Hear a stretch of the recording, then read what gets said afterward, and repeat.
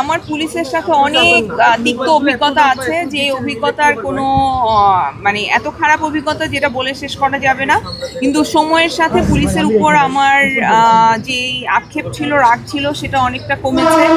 নিজে অনেক ম্যাচিওর হয়েছি, বুঝেছি, তাদের সিচুয়েশনও বোঝার চেষ্টা করেছি, সাপোর্ট করবে।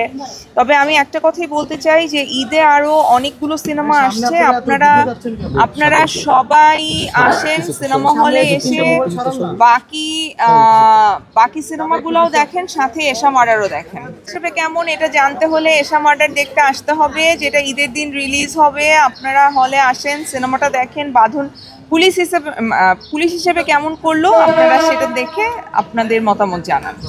এবং পরবর্তীতে সেই সিচুয়েশন উল্টেও গিয়েছিল, তখন আবার অনেক ভালো ব্যবহার করেছে। সো সব মিলিয়ে আমার মনে হয় যে আমার রাগ ক্ষোভের অনেকাংশে কমে গেছে যখন আমি ক্যারেক্টারটা করেছি। সো থ্যাঙ্কস টু সানি ভাই যে সে আমাকে এই সিনেমায় কাস্ট করেছে।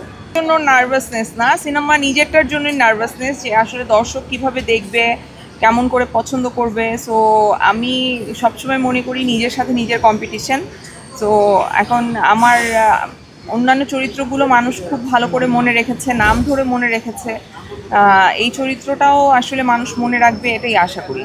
মন্তব্য জানিয়েছি, আমার মনে হয় যে আমার যা বলার ছিল আমি বলেছি। আজকে আমরা এশা মার্ডারের প্রচারণায় এসেছি, সো আমরা এশা মার্ডারেই থাকব। এশা মার্ডার নিয়ে দর্শকদের উদ্দেশ্যে যদি কিছু বলতেন, যেহেতু আর ঈদের সময় নেই।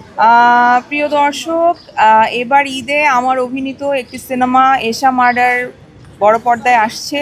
এই জীবনে প্রথম ঈদে কোনো সিনেমা রিলিজ হবে। আমার জন্য, আমাদের মেয়েদের জন্য এটা অনেক বড় একটা ব্যাপার, বিকজ ফিমেল লিডের গল্প সাধারণত হয়ই না বাংলাদেশে, আর যদি হয়ও সেটা ঈদে রিলিজ করার সাহস করে না ডিরেক্টররা।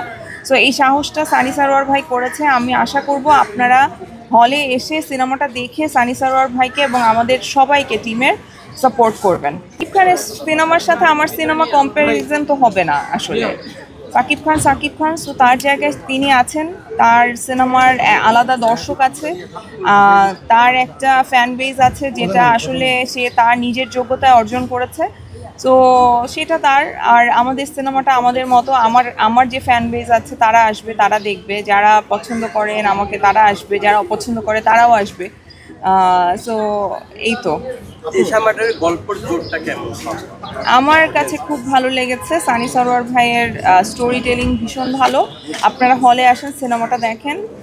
এইটাও আসলে এশা রিলেটেড কোনো প্রশ্ন না। আমি এ ধরনের প্রশ্নের উত্তর দেওয়ার জন্য আলাদা জায়গা, আলাদা ইন্টারভিউ আপনাদের দিব।